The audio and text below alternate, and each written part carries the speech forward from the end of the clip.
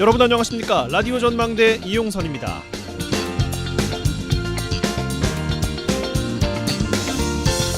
제주 4.3 사건이 국가 공권력에 의한 대규모 민간인 희생이라고 공식 인정하고 사과까지 한 건 2003년 고 노무현 전 대통령 때입니다. 이후 수많은 논의 과정과 법령 재정비를 해가면서 보수 정권이었지만 박근혜 정부에서 4.3 추념일이 국가기념일로 지정이 됐고요.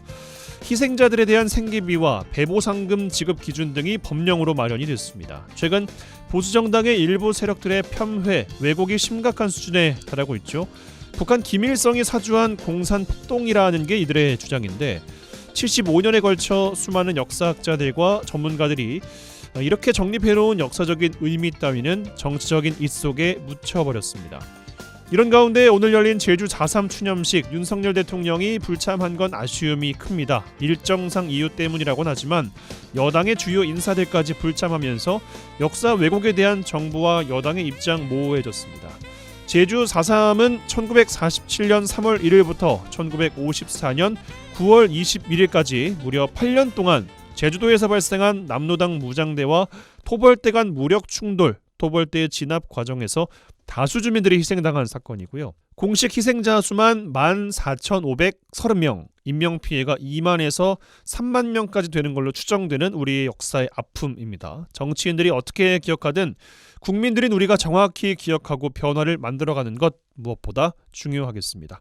자, 그리고 오늘 산불 발생이 굉장히 전국적으로 많이 벌어지고 있습니다. 순천 송광면 봉산리 한 야산에서 산불이 발생해 있습니다. 지금 산불 2단계가 발령이 되어 있고요. 피해 규모는 정확한 건 더 조사를 해봐야겠습니다만 5.5헥타르 정도, 투입 규모는 헬기 8대, 차량 49대, 인원은 417명 정도가 투입돼서 진화 작업을 벌이고 있다고 합니다. 인근 2개의 마을의 주민들이 마을회관으로 대피해 있고요.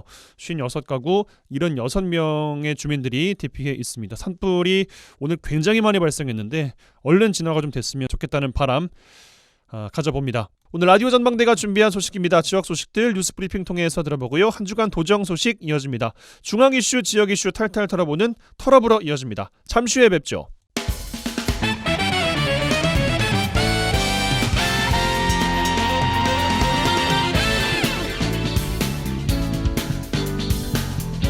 네, 4월입니다. 4월 3일 월요일 라디오 전망대 시작합니다. 먼저 우리 지역 뉴스 정리해보죠. 뉴스 브리핑 GBS 뉴스의 차범준 편집장과 함께합니다. 전화 연결돼 있어요. 안녕하십니까? 네, 안녕하세요. 네, 자 순천에서 시작합니다. 2023 순천만 국제정원 박람회 개막식을 지난 주말에 가졌습니다. 4월 1일 이제 개장을 했는데 주말을 맞아서 전국에서 관람객이 몰리면서 흥행몰이를 위한 출발은 순조롭게 진행되고 있다는 평이에요. 네, 2023 순천만 국제정원 박람회가 3월 31일 개막식에 이어 4월 1일 공식 개장식을 갖고 본격적인 운영에 들어갔습니다. 순천시는 코로나19 종로 이후 이 국제 규모의 행사로 진행되고 있는 2023 정원 박람회 개장 첫날 유료 관람객 12만 2천 명에 도심 속 정원 그린 아일랜드와 오천 그린 광장 등의 관람객까지 추산한다면 약 15만 명 이상이 이 순천을 방문한 것으로 파악했습니다. 토요일 개장식 당일 방문객 숫자는 10년 전인 2013년 당시 개장 첫날 이 3만 1,553명이 박람회장을 찾은 것과 비교하면 현재 기준으로 이미 5배 이상의 관람객이 방문한 셈입니다. 어제 일요일 방문객 11,000여 명을 합하면 개장 이틀 만에 25만 1,000여 명이 박람회장을 방문했습니다. 순천시는 주말 박람회장과 순천을 찾은 관람객들은 주로 단체 관람객과 가족 단위의 관람객들이 많았고 개막식 대통령 참석 등으로 박람회에 대한 국민들의 관심이 집중되면서 개장 초기에 관람객들의 발길이 이어진 것으로 분석하고 있습니다. 순천시는 박람회 개막으로 지역의 관광객들이 몰리면서 이 순천 지역의 숙박업소나 인근 지역 식당 등의 매출 상승이 이어지고 있고 이 박람회 조직이 역시 개장 첫날에만 입장권이나 식당, 기념품점, 관람차 운영 등 매출이 5억 4천만 원을 올렸다고 밝혔습니다. 박람회 조직위원회는 앞으로 박람회장 백길 복원 선박인 이 정원 드리모의 운영 매출을 더하면 매출이 더 급증할 것으로 기대하고 있습니다. 예, 일단 순조로운 출발을 한 셈인데 많은 관람객들이 일시에 몰리면서 차량 정체랄지 주차 문제 등 관람객들의 편의를 위한 개선책이 필요하다라는 지적도 일찌감치 나오고 있네요. 네, 박람회장 개장 초기에 많은 인파가 몰려들면서 지역을 찾는 관람객들로부터 박람회 운영에 대한 개선책을 주문하는 지적도 나오고 있습니다. 먼저 주말 낮 기온이 22도에서 23도까지 치솟는 등 초여름 날씨를 보이면서 이 박람회장을 찾는 노약자들이나 장애인들의 이동 또는 휴식을 위한 시설 보완이 필요하다는 지적이 나오고 있습니다. 특히 일부 관람객들은 이 박람회장을 찾은 노약자들이나 장애인들이 박람회장을 보는 중간중간에 이 앉아서 쉴 수 있는 벤치라든지 휴게 공간이 부족하다는 지적이 나오고 있습니다. 이번에 박람회장이 이렇게 좀 오픈된 공간으로 주요 시설이 배치되면서 좀 휴식 공간이 부족하다는 평가가 나오고 있는 셈입니다. 이 관람객들의 주차장 이용에 따른 불편도 주요 개선 사항으로 지적되고 있는데요. 관람객들이 몰리면서 박람회장에서 먼 곳에 있는 주차장을 이용하는 과정에서 이 박람회장으로 이동하는 데 시간이 많이 소요된다는 지적과 함께 박람회 주차장으로 활용되는 일부 시설이 포장이 안 돼 있어서 운전자들이 좀 불편하다 이런 불만도 제기되고 있습니다. 박람회장 주변 도로의 교통 정체도 이 관람객들의 불편 사항으로 지적되고 있는데요. 주말에 정원 박람회장 앞에 있는 이 왕복 4차선 직선 도로나 이 건너편 오천지구 왕복 4차선이나 2차선 도로가 신호를 2번에서 3번 이상 받아야 갈 수 있을 정도로 지체와 정체가 반복되면서 운전자들의 불편이 이어지고 있습니다. 순천시와 조직위원회는 아직 개장 초기인 만큼 이 관람객들의 불편을 최소화할 수 있도록 지적된 사안에 대한 보완 조치를 추가적으로 진행하겠다는 입장입니다. 예, 알겠습니다. 자, 여수로 가죠. 여수시의 지역구를 둔 모 국회의원 아들이 최근 사기 대출 혐의로 검찰 수사를 받고 있어요. 네, 이 검찰이 서울 서초구에 위치한 이 네트워크형 한의원 본사인 주식회사 광덕 안정 본사 사무실과 재무 담당 이사 등의 자택을 압수수색했습니다. 검찰은 회사 임원과 이들을 통해 개업한 한의사들을 특정경제처벌법 위반에 의한 사기 혐의로 수사를 진행하고 있습니다. 검찰은 해당 회사가 개업을 준비하는 한의사들에게 10억 원대의 잔고를 허위로 작성해줬고 이를 통해 신용보증기금의 보증이나 금융기관으로부터 대출을 받을 수 있도록 혐의를 두고 있습니다. 검찰 수사를 받고 있는 해당 회사 대표는 부산에 있는 대학 한의과를 졸업한 후 한의원을 개업했는데 한의사협회 양무이사를 거쳐 지난 2019년 컨설팅 회사를 설립해 대표로 취임해 회사를 운영해 오고 있습니다. 예, 해당 회사를 통해서 개업한 한의원이 전국의 수십여 개소에 이르고 있습니다. 수사 결과에 따라서 지역 정가에는 파장이 좀 일 것 같습니다. 네, 언론 보도에 따르면 해당 컨설팅 회사는 최근 한의사 개업일을 상대로 한 컨설팅에 머물지 않고 이 법률사무소 개업에까지 사업 영역을 확장한 것으로 알려지고 있습니다. 하지만 법률사무소 개소 과정에서 내부자 고발로 검찰 수사가 진행되고 있는 것으로 알려지고 있습니다. 지역 정가에서는 여수 지역 현직 국회의원 아들이 사기 혐의로 수사를 받고 있는데 수사 결과에 따라서는 해당 국회의원의 이미지에 상당한 타격이 예상된다는 반응입니다. 예, 관련해서 해당 국회의원실에 입장을 물었습니다. 입장 낼 것이 없다는 답변을 받았습니다. 이것까지 전해드리죠. 자, 광양에서 마무리하겠습니다. 코로나19 이후 4년 만에 열린 광양 매화축제 역대 최다 인파인 122만 명이 찾았습니다. 그 성과를 놓고 평가가 상반됐다고요? 네, 지난 3월 10일부터 19일까지 개최된 광양 매화축제가 축제 개최 이후 최대 인파인 122만 명의 관람객들이 몰리면서 광양시가 성공적인 축제 개최라는 자체 평가를 내리고 있는데 지역 일부에서는 축제 개최와 관련해 고질적인 문제가 또다시 반복됐다며 개선책이 필요하다는 지적이 나오고 있습니다. 광양시는 역대 최대 규모의 인파가 축제장을 찾았음에도 별다른 안전사고 없이 행사가 끝났고 유료 체험존이나 유료 주차장 운영 등을 통해 수익 창출형 축제로 전환했고 스폰서를 도입한 황금매화 등의 이벤트도 관람객들로부터 큰 호응을 받았다고 자평하고 있습니다.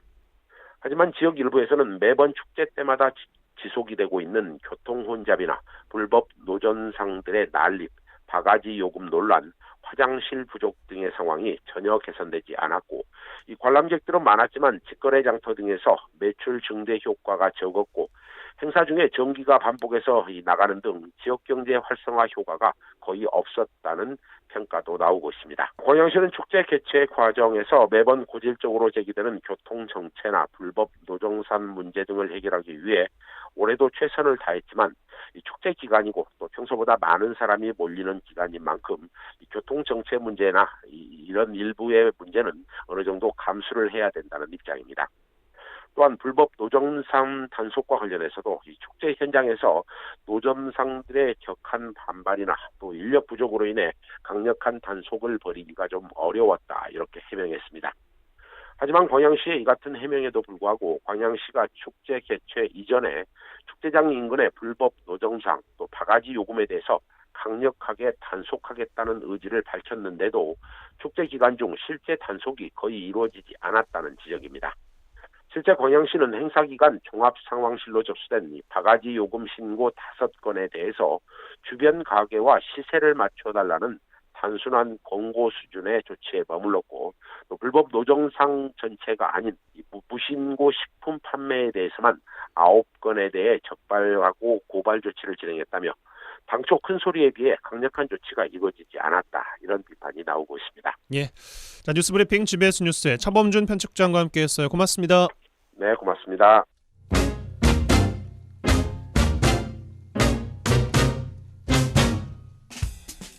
한 시간만 투자하세요. 지역 이야기를 모아 전해드립니다. 지역 시사는 역시 여수 MBC 이용선의 라디오 전망대.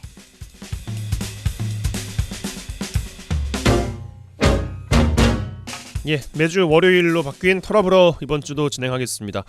민주당 원래 서동용 의원께서 함께 하시죠. 그런데 해외 출장 관계로 고흥, 보성, 장흥, 강진의 김승남 의원 이번 주 연결하고요. 이어서 국민의힘 순천, 광양, 곡성군의 갑 당협위원장 천하람 변호사 연결하겠습니다. 먼저 김승남 의원 전화 연결돼 있어요. 나오 계시죠, 의원님? 네, 안녕하세요. 김승남입니다. 예, 굉장히 오랜만에 라디오 전망대는 연결을 좀 드리는 것 같아요. 예, 자주 좀 불러주십시오. 어떻게 좀 지내고 계십니까? 네, 요즘 저희가 지금 양곡관리법 때문에 예. 지금 어렵게 이 문제에 대해서 대응을 하고 있습니다. 예. 하나씩 이야기를 좀 나눠보겠습니다. 말씀해주신 양곡관리법 포함해서 전반적인 이야기를 좀 살펴볼 텐데 네. 후쿠시마 원전 오염수 방류에 대해서 일본 언론과 당시 배석한 정진석 의원 대통령실 말이 다릅니다. 이 문제 일단 어떻게 보고 계신지 여쭙겠습니다. 우선 일본 언론에서 그 후쿠시마 수산물에 대해서 우리가 지금 과거에 그 문재인 정부 때 8개 현에 대해서 수입 규제를 하고 있지 않습니까? 예. 근데 여기에 대해서 이제 산케이 신문 같은 경우는 후쿠시마 수산물에 대해서 수입 규제를 철폐를 요구했다. 기시다 총리가 그렇게 발표를 했고요. 마인지 신문 같은 경우는 이제 후쿠시로 일한 의원 연맹 회장이 일본산 멍게 수입 재개를 요청했다 이렇게 지금 보도가 되고 있고 또 교도통신은 스가 전 총리와 접견할 때 시간이 걸려도 한국 국민의 이해를 구해 나가겠다 이렇게 우리 대통령이 이야기했다는데 이런 보도가 나온 것 자체가 문제죠. 물론 일본 측에서 자의적으로 해서 보도할 수 있다고 하지만은 그런 이야기를 했기 때문에 이런 보도가 흘러나온 거고 가장 중요한 것은 우리 대통령이 여기에 대해서 명확한 입장을 표시하지 않았다는 거 이것이 문제라고 생각을 합니다. 민주당에서는 이제 규탄 대회 열고 삭발식도 했어요. 네. 대통령이 진화에 나서면서 어느 정도는 좀 명분이 약해졌나 아닌가 어떻게 보십니까? 아니죠. 후쿠시마 오염수 방출 문제는 지금 일본이 4월 중으로 자기들이 방류를 하겠다 이렇게 발표를 해놓은 상태이기 때문에 예. 이게 대통령실이 진화했다고 해가지고 되는 문제가 아니죠. 이것은 앞으로 더 문제가 커질 가능성이 있습니다. 왜냐하면 일본이 방류 결정을 처리하지 않으면 이 문제가 계속 진행될 거 아닙니까? 예. 그렇기 때문에 이 대통령실의 발표 여당 전직석 의원이 이야기했다는 거하고 상관없이 오염수 방류가 되면은 실제로 우리 국민들 특히 수산업인들이 종사하고 있는 그 어업인들 저항이 클 거고요. 이건 앞으로 큰 이슈가 될 가능성이 있다 이렇게 생각을 합니다. 예, 그럼 앞으로 대응 수위가 조금 더 높아질까요? 그렇죠. 지금 윤재갑 의원이 삭발 투쟁 이것이 명분이 없어진 게 아니고 오히려 훨씬 이 부분에 대해서 명분이 있는 삭발 투쟁이지 않았나 이렇게 생각을 하고요. 앞으로 더 이 문제가 좀 본격화되면은 더 어떤 그 국민적 어떤 관심거리가 될 수 있고 그다음에 더 커질 거라고 생각을 합니다. 예. 알겠습니다. 다음 이슈가 또 있어서 또 넘어가 보면 네, 국민의힘 하영재 의원이 지난주에 체포동의안 가결이 됐습니다. 국회에서. 네. 민주당의 내로남불이다 이런 비판 여론도 있는 이야기가 있던데 어떻게 좀 답변 주시겠습니까? 네, 원래 이 불체포 특권이라는 것은 이제 그 집권 여당이 야당한테 정치 탄압이나 보복으로부터 헌법기관이라고 하는 의원들을 보호하기 위한 수단이지 않습니까? 예. 그렇기 때문에 저희 당은 이번에 이제 하영재 의원 같은 경우 체포동의안이 국회에 이제 그 올라왔을 때 이것을 뭐 당론으로 결정하거나 이런 것은 아니었어요. 그래요. 의원들 개개인 간에 이제 자유투표로 진행을 했거든요. 그리고 하영재 의원은 야당 의원이 아니고 집권 여당 의원 아닙니까? 그렇습니다. 그렇기 때문에 현 정부나 검찰이 뭐 정치적 이유로 탄압하거나 보복하는 일 이런 것들이 뭐 특별한 경우가 아니라면 없다고 생각하고요. 또 자당 의원인데 그렇게 할 수 있겠습니까? 그렇기 때문에 이것을 이제 뭐 노웅래 의원하고 좀 비교하는 것은 조금 논란거리가 있을 수 있습니다만은 이재명 대표와 이것을 비교해서 이것이 뭐 내로남불이다 이렇게 이야기하는 것은 좀 억측이라고 생각을 하고요. 예. 이재명 대표는 이게 개인 비위 사건이나 그 다음에 어떤 그 이 과정에서 증거로 채택된 이런 것들이 없었기 때문에 체포동의안 그 자체는 말은 똑같지만은 사안이 아주 다른 것이죠. 그렇기 때문에 그 이재명 대표는 그 본인이 성남시장 시절에 적극적 행위에 관한 위법이냐 적법이냐 이런 것들이 다투고 있기 때문에 이런 부분에 대해서 방어권을 이렇게 가질 수 있도록 하거나 그다음에 이것들이 계속 대통령 선거 전에서 어떻게 보면은 경쟁자로서의 어떤 그 탄압을 받고 있다. 정치 보복이다 이렇게 규정하기 때문에 이 문제하고 하영재 의원하고 체포동의안 문제를 동등시하고 이것을 내로남불이라고 이해하는 것은 조금 억측이라고 생각을 합니다. 예. 그러면 만약에 이재명 대표에 대해서 왜냐하면 체포동의안이라는 것이 결국에는 이재명 대표를 가지고 이제 이야기를 할 수밖에 없는 측면이 있어서 네. 체포동의안이 재청구가 만약에 됐다. 그러면 네. 이번 가결은 전혀 영향을 줄 이유가 없다고 보시는 거네요? 네, 이제 그 민주당 의원들 다수가 이번에는 가결을 시켰기 때문에 예. 그 뭐 그대로 적용을 한다면 이재명 대표도 가결되는 거 아니냐 이렇게 생각하는 사람도 있을 거예요. 그러나 내용이 다르다고 그렇게, 말씀하셨으니까. 그렇게 안 보고요. 이제 저 하영재 의원 같은 경우는 본인이 일부 인정한 부분이 있고 그렇기 때문에 이 이재명 대표권하고 이것을 같이 놓고 보는 것은 좀 문제가 있다고 생각하고요. 저는 이 사안하고 연계시켜서 이재명 대표의 다시 또 체포영장이 또 재청구된다 그러면 다른 문제라고 생각합니다. 관계가 없을 거라고 봅니다. 알겠습니다. 네. 선거제 이야기도 좀 해보겠습니다. 4월 10일부터 나흘간 이제 난상 토론을 가진다고 들었는데 의원님도 기왕 또 연결을 했으니까 이 선거구제에 대해서 요즘 어떻게 좀 받아들이고 계시고 어떻게 생각을 좀 모아가고 계시는지도 좀 들려주시면 좋겠어요. 글쎄요, 뭐 이 중대 선거구제를 할 것인지 아니면 소선구제를 그대로 둘 것인지 뭐 이건 뭐 오늘 어제의 문제가 아니죠. 그동안 오랫동안 논의되어 온 것인데 예. 중대 선거구제는 또 나름대로 저 장단점이 있는 거고요. 소선구제도 마찬가지고.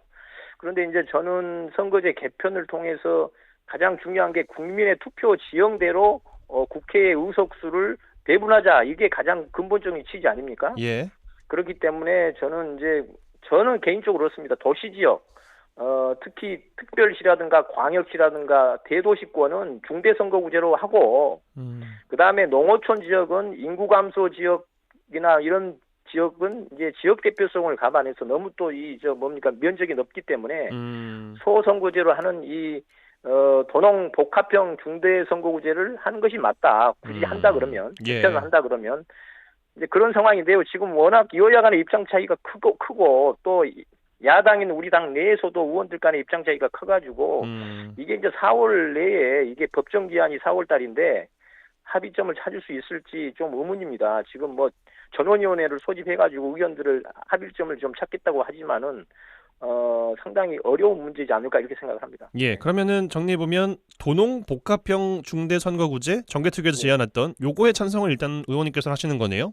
저는 뭐 개인적으로 그런 입장입니다. 예, 그런데 사실상 농촌 지역을 지역구로 하고 계신 의원분들이 많지가 않잖아요. 그렇습니다. 의원님 경우에는 고흥, 보성, 장흥, 강진인데 네. 좀 힘을 모아서 전달할 통로라든가 이런 것들에 대한 고민도 좀 하고 계십니까? 뭐 이제 지금 현재 전반적으로 그런 의견들을 제시하고 있는 의원들이 뭐 다수 또 있습니다. 그렇기 때문에 이제 전원위원회가 이렇게 소집되고 그러면은 그런 데서 의견 개진이 있을 거라고 생각을 하고요. 예. 지금 현재 놓고 보면은 이제 전반적으로 워낙 의원들 개개인 간의 의견들이 좀 분분하기 때문에 이것을 한쪽으로 이렇게 입장을 이렇게 개진해서 몰고 가고 이럴 수 있는 상황은 아니라고 생각합니다. 지금 국회 그래요. 상황이. 예. 섣불리 뭐 이야기를 꺼낸다는 것이 굉장히 조심스러운 부분인 거군요. 선거제가. 그렇습니다. 워낙 의견들이 다양하기 때문에 그런 면이 없지 않습니다. 알겠습니다. 그리고 또 초반에 말씀 주셨던 양곡관리법에 대한 이야기를 좀 나눠보겠습니다. 네네. 국회를 최종 통과했습니다만 한덕수 총리가 대통령 거부권을 공식 건의를 했습니다. 뭐 빠르면은 언론 보도에 따르면 내일 혹은 11일 이렇게 행사가 될 수도 있다라는 전망도 나오던데 간사하시잖아요, 농해수위. 네. 예, 뭐 오늘 오전에 여러 가지 또 파행됐던 이야기들 하실 말씀이 많으실 것 같아요. 글쎄 뭐 지금 총리가 직접 나오셔가지고 이 거부권을 공식 건의를 하고 그러는데 남는 쌀 강제 매수법이라고 이렇게 매도하고 있는데요. 이것은 하나만 강조를 하고 나머지는 무시를 하는 건데 남는 쌀 없애는 방지법이다 저는 이렇게 주장을 하고 있거든요. 왜냐 그러면 이 개정안을 놓고 보면은 의무 시장 격리는 최소한의 안전장치고요. 실제 내용에 들어가 보면은 필요한 쌀만 생산을 하고 나머지 논에 대해서는 논타작물이나 전략작물 그러니까 밀, 콩, 조사료 이런 것들을 심어서 곡물 자급률을 높여나가자. 이 들어가는 비용은 한 1,000억 원 정도면 가능하다. 그런데 정부는 이게 남는 쌀 강제 수매법이다. 그리고 비용은 1조 4천억이나 들어간다. 뭐 이렇게 발표를 왜곡을 하고 장관까지 나서가지고 대통령한테 왜곡 보고하고 이것은 있을 수 없다고 생각을 하거든요. 솔직히 우리가 기재부가 쌀값을 우리 기재부가 갖고 있겠다. 물가 안정을 위해서 이렇게 말을 하든가 솔직히 말해서. 그렇기 때문에 이 지금 정부가 하고 있는 것들 이것을 왜곡 이렇게 선전하고 있는 것은 제가 농해수위 의원으로서 참을 수 없는 거고요. 오늘 이런 문제에 대해서 좀 따질 생각을 갖고 있습니다. 예. 정부에서는 농민단체 한 수십여 곳과도 교감을 나눴다. 그래서 어느 정도 현안을 청취하는 데는 무리가 없다고 판단한다라는 말도 덧붙이더군요. 그 말도 순전히 근거 없는 이야기입니다. 농민단체 35개 단체가 어느 단체고 거기 대표자가 누구냐 이렇게 밝히라고 이야기했더니 밝히도 못하고 있습니다. 한두 농촌 중앙회장 정도 이렇게 꼬드겨 가지고 이 부분에 대해서 뭐 이렇게 반대를 하고 있다 이렇게 그 부분을 갖고 전체가 다 반대하는 것 같이 이야기하는데 저희가 주말 내 지난주 금요일부터 토일 이렇게 거치면서 각 지역의 시군 단위 농민단체나 쌀 전원농 또 한농연 이런 단체들 전부 저희가 전화를 해가지고 파악을 해보니까 약 오늘 발표를 할 겁니다. 한 300여 개 단체가 지금 전부 양곡관리법에 대해 찬성을 하고 있어요. 그런데 무슨 이유로 무슨 근거로 그런 어떤 그 호도 발언을 하고 있는지 저는 좀 정신 차려야 된다고 생각합니다. 이 정부가. 예, 대통령 만약에 거부권 행사를 하면 1호가 될 가능성이 높다는 관측. 만약에 그렇죠. 윤 정부 하에서는 1호가 될 수 있죠. 예, 만약에 거부권 행사가 되면은 어떤 방향으로 또 진행이 됩니까? 이 거부권이 이제 이란 게 이제 그 국회에다가 재의결을 하라는 재의 요청이거든요. 그렇기 때문에 저희가 이제 당 지도부하고 상의를 해서 한 번 더 투표를 이게 3분의 2 이제 의결이 돼야 이제 통과가 되는 거거든요. 예. 그런데 지금 이 여당이 반대를 하고 있기 때문에 여당이 3분의 1 의석을 이상을 갖고 있지 않습니까? 그렇기 때문에 투표를 하면 아마 이게 이제 그 부결될 가능성이 많고 거부권이 그대로 행사될 수 있다고 봅니다. 그렇기 때문에 당 지도부하고 상의해서 끝까지 투표를 할 것인지 아니면은 바로 다른 대안을 이렇게 모색을 해서 입법 조치화 할 것인지 이런 것들은 한번 논의를 해보겠습니다. 예, 다른 대안이라고 하면 언급된 것은 있습니까? 지금 이제 저희가 개인적으로 입법해 놓은 게 있는데 이런 것들을 종합하는데요. 우선 이제 이게 가장 중요한 것이 쌀값 안정과 그다음에 식량 안보, 식량 작업을 위한 거 아닙니까? 그렇기 때문에 제가 법 내는 것 중에 식량 작업 인지 예결산 제도라는 게 있는데요. 이제 이것은 우리나라 식량 작업이 지금 쌀을 빼면 한 20%에 머물고 있어요. 그렇기 때문에 해년마다 이 우리나라의 식량 작업 이게 자금과 관련한 예산이 어느 정도 필요하다. 그다음에 쌀값은 어느 정도 필요하다. 이런 것들을 영양 분석 평가를 해가지고 재정에다가 이걸 반영하자는 거죠. 그러니까 식량 자급 인지 예결산 제도가 바로 이런 건데요. 이런 것들을 통해서 지금 이 쌀값 안정의 어떤 대안 입법을 지금 모색을 하고 있습니다. 식량 자급인지 예결산제라고 말씀하셨습니까? 그렇습니다. 예, 말이 조금 어려운데 조금 더 풀어주실 수 있을까요? 이게 이제 과거에 우리가 그 서인지 예결산 제도가 이렇게 제도화되면서 예. 각 기관들이나 어떤 각 부처라든가 민간 분야까지 여기에 관련된 예산들이 많이 늘어났잖아요. 그러면서 국민들의 이제 그 의식 수준이 높아갔는데 그거하고 비슷하다고 생각하면 되겠습니다. 알겠습니다. 바쁘신데 시간 내주셔서 고맙습니다. 네, 감사합니다. 네, 지금까지 더불어민주당 고흥 보성 장흥 강진 김승남 의원과 말씀 나눴습니다.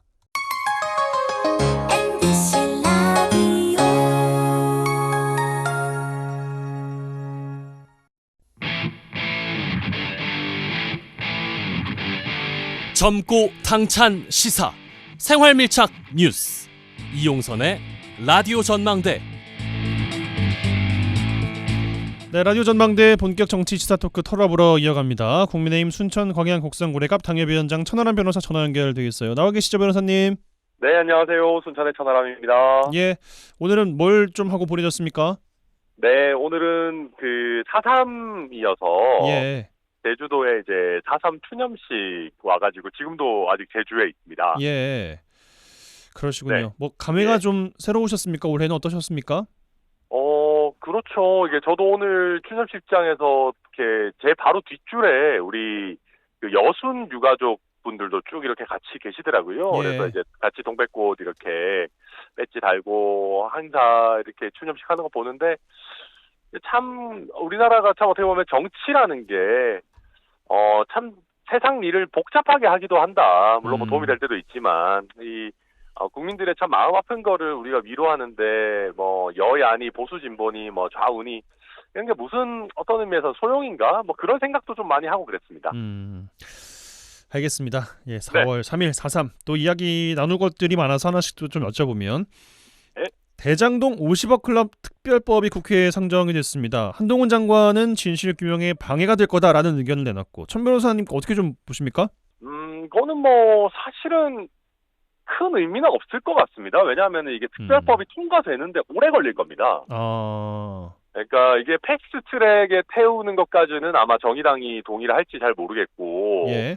그러면 결국 법사위의 일반적인 절차를 따라서 진행을 해야 된다라고 하면 소위 회부하고 뭐 위장 탈당 이런 거 안 한다 그러면은 시간이 꽤 걸릴 거거든요. 네. 그러면은 아마도 지금 이제 특검법이 발의가 됐기 때문에 검찰에서도 속도를 좀 낼 가능성이 높습니다. 그래서 아마 특검 뭐 추천권을 누가 가져가네 뭐 그 특검의 수사 범위는 어떻게 하네 이게 논란이 꽤 오래 갈 거기 때문에 예. 그 논란들이 끝나기 전에 아마 수사를 완료할 걸로 저는 예상합니다. 그러니까 왜 특검 이야기가 나왔는지에 대해서는 그 필요성 그 자체는 필요 없다고 보십니까? 저는 특검 얘기 나오는 것 자체가 꼭 나쁘다고 생각하지 않습니다. 예. 그러니까 이제 우리가 지금 뭐 50억 클럽이라고 하는 분들에 대해서 수사 속도라든지 진척이라든지 이런 게 국민들 보시기에 좀 부족하지 않냐. 저는 그런 지적은 검찰이나 법무부도 겸허하게 받아들여야 된다고 생각하고요. 그러니까 물론 저도 법률가로서 이게 이제 어떤 그 범죄 혐의의 주된 줄기가 있고 그 다음에 그 범죄를 은폐하거나 아니면 보험 같은 역할을 하기 위한 어떤 정관계 로비가 있고 이렇게 한다면은 본줄기가 더 중요하다라는 거는 뭐 그럴 수는 있는데 그렇다 치더라도 50억 클럽에 대한 수사가 너무 이미 오래됐잖아요. 예. 그러다 보니까 저는 특검 얘기가 좀 나와가지고 검찰에게 긴장감을 주고 속도감을 좀 높이는 거는 저는 나름대로 의미 있다고 생각합니다. 검찰을 좀 자극하는 정도로서는 의미가 있다. 네네, 저는 그렇게 봅니다. 알겠습니다. 반면 김건희 여사 특검은 무산이 됐거든요. 이건 어떻게 해석하십니까? 이게 이제 사실은 그 윤석열 대통령이나 김건희 여사를 별로 안 좋아하는 분들 입장에서는 이게 뭐 해야 되는 거 아니냐라고 하실 수 있는데 사실은 그러니까 우리가 정치적인 관례나 이런 걸 놓고 봤을 때 임기 초에 대통령 배우자에 대해 가지고 특검을 하는 거는 사실 쉬운 일은 아닙니다. 그러다 보니까 이게 정의당 입장에서도 좀 부담을 가지는 것일 것이고 또 이게 50억 클럽이랑은 좀 다르게 문재인 정부 때도 김건희 여사에 대한 수사를 꽤 오랜 기간 해왔기 때문에 이걸 네. 당장 특검을 해야 되느냐, 이거 아마 정의당에서도 동의하기가 쉽지는 않을 겁니다. 예. 알겠습니다. 또 다른 이슈. 하영재 국민의힘 의원 체포 동의안이 가결이 됐어요. 네. 결과는 어떻게 좀 보셨습니까? 국민의힘 같은 경우는 불체포 특권 내려놓겠다라고 한 의원들이 많았죠. 그렇기 때문에 예견된 결과라고 할 것이고요. 예. 그러니까 민주당이 스텝이 좀 꼬였습니다. 그러니까 저는 이게 참 어떤 의미에서는 원칙을 흔드는 대단한 정치인일 수도 있다, 이재명 대표께서. 그러니까 이게 사실 그 국회의원의 불체포 특권을 포함해가지고 특권을 내려놓자라는 정치개혁 이슈에 상대적으로 더 적극적인 거는 원래 민주당이었거든요. 예. 근데 이제 민주당에서 지금 이재명 대표와 관련해가지고는 일관성을 지키지 못하고 있고, 그러다 보니까 상대적으로 국민의힘이 국회의원 특권 내려놓기에 한해서는 더 적극적이지 않느냐라는 평가를 받고 있습니다. 그래서 국민의힘에 몸담고 있는 입장으로서는 뭐 이건 당연히 바람직한 일입니다만은, 전체 정치의 영역에서 보면 이번에 21대 국회 들어가지고 불체포 특권을 포기하자라는 합의는 꽤 잘 지켜져 왔는데, 이게 민주당 의원들의 한해서만 잘 안 지켜지는 거에 대해서 좀 안타깝게 생각하고 있고요. 또 이재명 대표에 대해서는 부결을 한 민주당 의원들이 하영재 의원의 체포에 대해서 동의를 하고, 이런 부분들이 결국 국민들께서 보시기에는 큰 틀의 내로남불이지 않을까, 뭐 그렇게 생각이 듭니다. 예, 이번 주는 앞서 인터뷰 나간 것이 서동룡 의원께서 이제 그 해외 출장이셔서 김승남 의원과 인터뷰를 진행을 했어요. 네. 이거에 대해서 어떤 말씀을 주셨냐면, 개인의 비위 행위와 적극적 행정 행위에 대한 일종의 논란, 이걸 같은 선상에서 비교할 수는 없는 것 아니냐, 이런 말씀 주셨거든요. 어떤 답변 주시겠습니까? 그 핑계 없는 무덤이 없어요. 음. 그러니까 우리가 국회의원의 불체포 특권을 내려놓자라는 의미는 그 범죄 혐의가 어떤 것이든지 간에 그 심사할 권한을 동료 국회의원이 아니라 법원에 의해서, 그러니까 일반 국민과 똑같이 특권을 내려놓자라는 취지인 것이거든요. 그러니까 예. 우리가 예를 들면 일반 국민들이 어떤 범죄 혐의가 있어서 구속영장이 청구가 됐을 때, 나는 이거 뭐 예를 들면 좋은 일 하는 과정에서 어쩔 수 없이 이렇게 됐다라고 해가지고 법원에 안 갈 수 있는 건 아니잖아요. 네. 이거를 이제 개별적으로 다 따지기 시작하면, 뭐 그렇게 따지면 국민의 입장에서도 할 얘기들 많겠죠. 근데 뭐 그러지 말자, 특권을 내려놓자, 일반 국민과 똑같이 법원에 가서 심사를 받자라는 게 취지니까 그런 말씀은 사실 좀 안 맞다고 봅니다. 알겠습니다. 선거제 개편으로 넘어가서요. 지난주에 네. 몸담고 계신 정치개혁 2050, 요 정당개혁 천인 선언을 하셨더라고요. 이 내용 좀 말씀해 주세요. 저희가 이제 1000인의 동의를 온라인상에서 받았고요. 예. 제일 사실 중요한 것은 국회의원의 어떤 월급이랑, 그리고 국회의원을 어떻게 뽑을지, 선거구를 어떻게 정할지, 이런 부분들에 대해 가지고 국회의원들이 하지 말고 좀 전문가 집단이나 아니면 시민들의 수기를 좀 거치자라는 게 기본 취지입니다. 이것도 보면은 뭔가 처음에는 큰 뜻을 가지고 시작했다가 결국에는 여야가 적당히 서로에게 크게 불리하지 않은 식의 야합을 하는 경우가 많거든요. 네.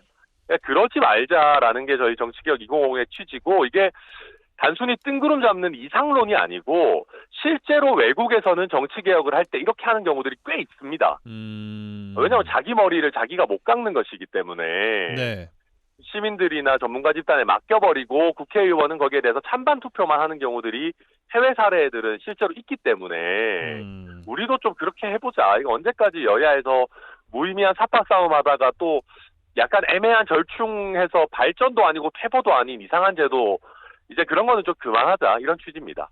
근데 정개특위 열렸고 전원위원회 하고 있고, 그 말씀하신 정치개혁, 정당개혁 천인 선언, 이거는 유효한 일이긴 합니까? 지금 상황에서?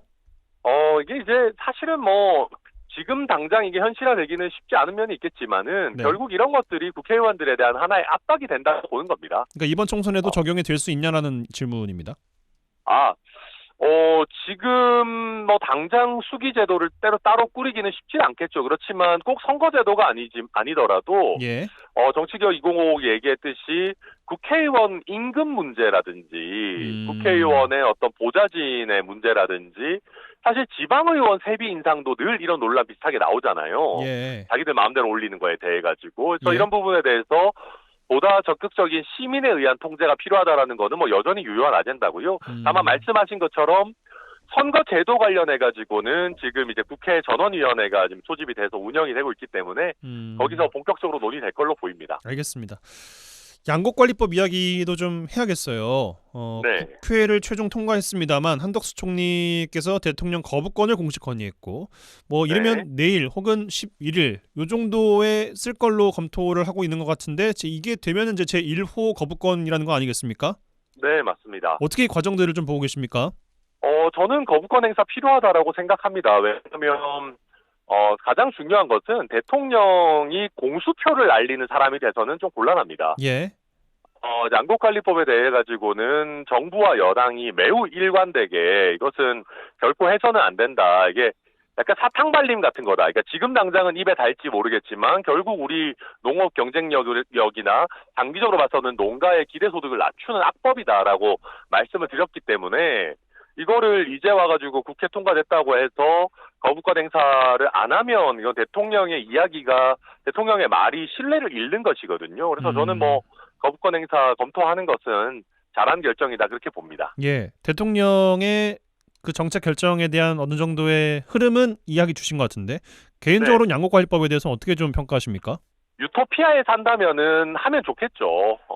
사실 우리 쌀 농사 짓는 농가들 일도 고되고 한 거에 비해서 사실 쌀 가격 이런 부분에 있어가지고 별로 이익이 안 남는 부분이 많이 있습니다. 그렇지만은 우리나라가 지금 쌀은 생산 과잉이거든요. 그래서 보다 특화 작물 위주로 가야 된다라고 하고 있는데 쌀에 대해서만 이렇게 국가에서 의무 매수를 하도록 하게 되면은 오히려 남아도는 쌀이 계속해서 또 과잉 생산될 수가 있고 전체적으로 농가의 경쟁력을 떨어뜨릴 수가 있습니다. 저도 전남에서 정치하는 사람으로서 이거 통 크게 해드리자라고 하면은 좋겠지만은 결국 이게 국가 전체적으로나 우리 농가에도 안 좋거든요. 그래서 저도 그러니까 양곡관리법 할 거면은 배추 농가는 어떡할 거고 무 농가는 어떡할 거고 다른 뭐 딸기 농가는 어떡할 거고 복숭아 농가는 어떡할 겁니까? 저는 이거 좀 안 맞는 살이 안 맞는 법안이다 그렇게 봅니다. 예, 알겠습니다.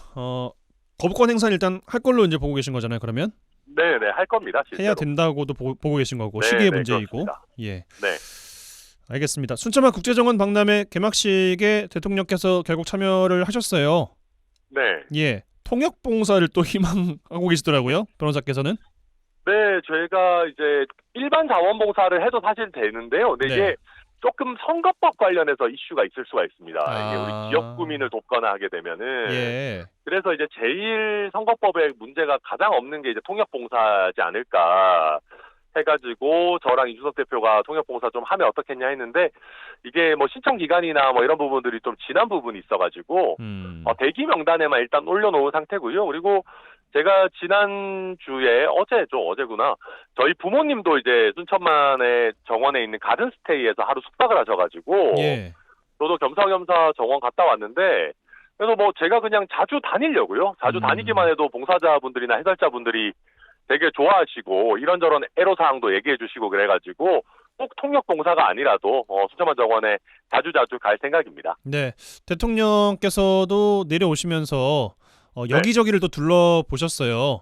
뭐 관련해서 한번 이야기를 나누시거나 관련 현안 이야기를 나눈 주제가 있는지도 궁금합니다.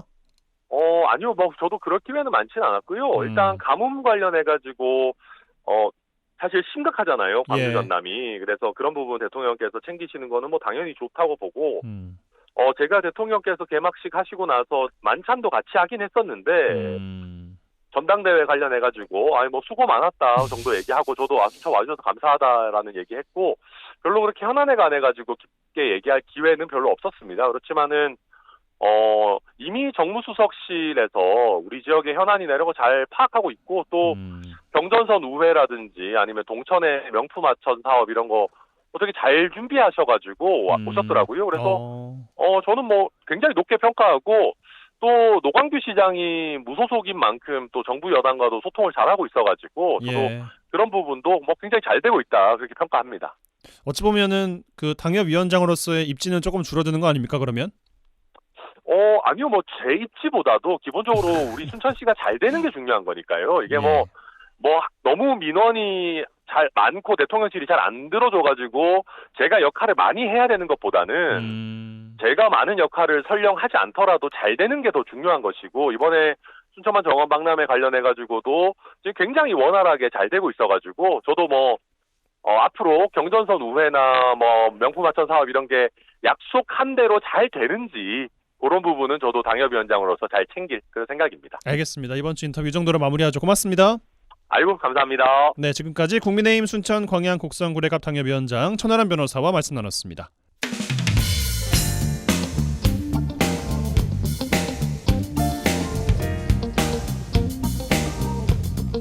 네, 한 주간 주요 도정 소식 살펴보겠습니다. 전라남도 대변인실 방준환 사무관 전화 연결되어 있습니다. 안녕하십니까? 네, 반갑습니다. 네, 자, 첫 소식. 전남도가 지역 가뭄 상황에 대비해서 정부의 광양만권 하수 재이용시설 사업 등을 건의했어요. 예, 그렇죠. 김영록 전남지사가 엊그제였죠. 순천 상사호를 방문한 윤석열 대통령에게 가뭄으로 도민 불평과 고통이 더 깊어지고 있다며 정부 차원의 전폭적인 지원을 건의했습니다. 김 지사는 먼저 가뭄 극복을 위해 1,100억 규모의 광양만권 하수 재이용 시설과 도서지역 광역 상수 연결 1,500억, 그 밖에 영산강 농업개발사업 잔여 사업비로 4,093억 원도 아울러 요청을 했습니다. 이 자리에서 윤 대통령은 지하수 등 하용 수자원을 총동원하고 제한급수로 고통받는 섬지역은 해수 담수와 선박 운영 등 비상급수 대책을 확충할 것을 지시했습니다. 지금 정부는 관계기관 협의와 또 국회 심의 의결을 통해 중장기 가뭄 대책을 추진해 향후 전남 광주 지역의 생활 공업용수 이를 57만 톤을 추가 공급에 나서면서 정부와 지자체가 지금 전방위적인 가뭄 극복에 머리를 맞댔습니다. 예, 알겠습니다. 또 10년 만에 돌아온 순천만 국제정원 박람회 10월까지 7개월간의 대장정에 돌입했어요. 예, 그렇죠. 국제정원 박람회가 꼬박 10년 만에 새롭게 창이 열렸습니다. 주제는 정원의 삽니다로 우리의 삶 속에 녹아든 정원의 모습을 선보이겠다는 뜻이 담겨 있습니다. 10년 전과 달리 올해는 박람회장뿐만 아니라 도심과 하천 곳곳에 크고 작은 정원이 조성이 됐습니다. 그야말로 순천 시내 전체가 박람회 무대가 된다고 말할 수 있습니다.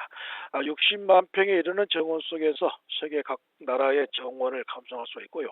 또 음악, 마술, 공연 등 다양한 문화 체험권도 펼쳐집니다. 800만 관람객 달성을 목표로 특히 일본과 네덜란드, 스페인 등 14개국 17개 도시가 참가해 각국의 정원 문화를 선보이고요. 국내 첫 도로 정원인 그린 아일랜드와 저류지를 푸른 잔디공원으로 탈바꿈한 오천 그린 광장도 볼거리로 꼽고 있습니다. 또 정원에서 특별한 하룻밤을 선사할 가든스테이와 맨발로 자연의 숨결을 느끼는 어신길과 국가정원 100길을 오가는 정원 드리머 등 다채로운 프로그램도 운영이 됩니다. 따뜻한 봄날씨 이곳 순천만 국가정원에서 시시각각 변하는 자연의 아름다움을 직접 한번 경험해 보시기 바랍니다. 예, 자, 또 전남도가 봄철 영농기 필요 인력 46만여 명의 원활한 수급을 위해서 종합 상황실을 운영하고 정방위적 대응에 나서네요. 예, 봄철 농번기 중점 대상 작업은 주로 양파하고 또 마늘, 수확, 배, 적과 봉지 씌우기인데 여기에 필요 인력만 한 46만 6천 명으로 잡고 있습니다. 또는 당장 인력 지원 상황실을 가동해 도화시군, 농협관 유기적으로 대응하고요. 상황실에서 농작업 진행과 인력 수급 변화, 또 인건비 상향 동향을 각각 모니터링이 됩니다. 농촌인력중개센터도 37개소를 확대하고요. 주요 농작업반을 3,500명으로 늘려서 인력중개 데이터베이스를 구축하게 됩니다. 일손이 필요한 농업인은 도농인력중개 플랫폼에 접속해 근로지역과 임금 수준, 또 근로조건 등 구인 정보를 등록하거나 해당 지역 농촌인력중개센터에 신청하면 필요 인력을 구할 수가 있습니다. 그리고 농업 분야 외국인 계절 근로자 1,000여 명도 이제 4월부터 역대 최대로 많이 입국해 인력 수급에 크게 숨통이 트일 것으로 보입니다. 예, 전남도가 4060 신중년의 재취업을 지원하고 구직자와 구인기업의 일자리를 연계하는 2023년 신중년 일자리 사업을 추진한다고요? 예, 그렇습니다. 올해 신중년의 조기 퇴직과 또 은퇴 후 노후와 사회활동 지원을 위해 신중년 경력형 일자리 사업과 희망 일자리 장려금 지원, 4060 구직 활동을 대대적으로 지원합니다. 경력형 일자리 사업하면 소상공인 전문 상담과 찾아가는 임의용 또 노인 맞춤 돌봄을 추진하는데 올해는 목포와 여수, 광양 등 12개 시군에 37개 사업에 45억 원을 지원합니다. 희망 일자리 장려금은 도내 중소기업이 신중년을 고용하면 매월 장려금을 지원하는데 올해는 6억 1천만 원을 들여서 총 83명을 지원하고요. 교재료와 면접비 같은 구직 경비도 지원해 줄 계획입니다. 행안부의 올 2월 연령별 통계를 보면 우리 전남 인구 중에 만 40에서 64세 신중년 인구는 72만 6,109명으로 전체 인구의 40%를 차지하고 있습니다. 예, 또 해수부에서 공모한 소외도서 항로 운영 지원 사업 공모 결과 전국 10개 항로 가운데 전남이 6개가 선정이 됐습니다. 교통 편의 증진이 기대가 되네요. 예, 그렇죠. 소외도서 항로 운영 지원 사업은 여객선과 도선이 없어 도서 주민들의 보편적 해상 교통권 확보를 위해 지자체가 항로 운영 시 50%를 국가에서 지원하는 사업입니다. 이번에 해수부의 신규 공모에선 여수 대운두도와 소두라도 또 소행관도, 완도에선 다랑도와 초안도, 넙도, 진도에서 상구자도, 하구자도, 신안 효지도 이렇게 6개 항로가 선정이 됐습니다. 이 선정된 전남 6개 항로는 평균 인구수 19명으로 그동안 여객선과 도선이 다니지 않아 마땅한 교통수단이 없어서 주민 개인 선박으로 이동하는 바람에 비용 부담과 안전상의 위험을 안고 있는 게 사실이었습니다. 그래서 이번 공모로 용선요동 선박 확보 비용을 제외하고 인건비와 유류비 또 선박 검사 수리비를 지원받게 돼 선박 운항에 따른 비용 절감과 더불어 소외된 주민들의 이동 수단을 확보하게 돼 기대가 되고 있습니다. 예, 전라남도 대변인실 방준환 사무관과 함께했어요. 고맙습니다. 고맙습니다.